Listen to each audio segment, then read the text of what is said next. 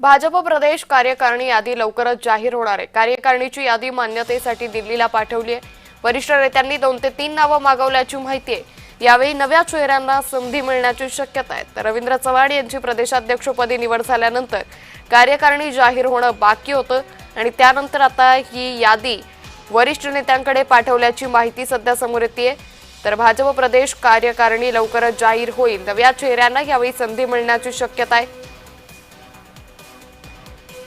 तर भाजप प्रदेश कार्यकारिणी लवकरच जाहीर केली जाणार आहे। एकंदरीतच यामध्ये आता कुणाकुणाची नावं येतात, आगामी स्थानिक स्वराज्य संस्थांच्या निवडणुकांच्या पार्श्वभूमीवर नेमकी कुठल्या नव्या चेहऱ्यांना संधी दिली जाते याकडे सगळ्यांचंच लक्ष लागलेलं आहे।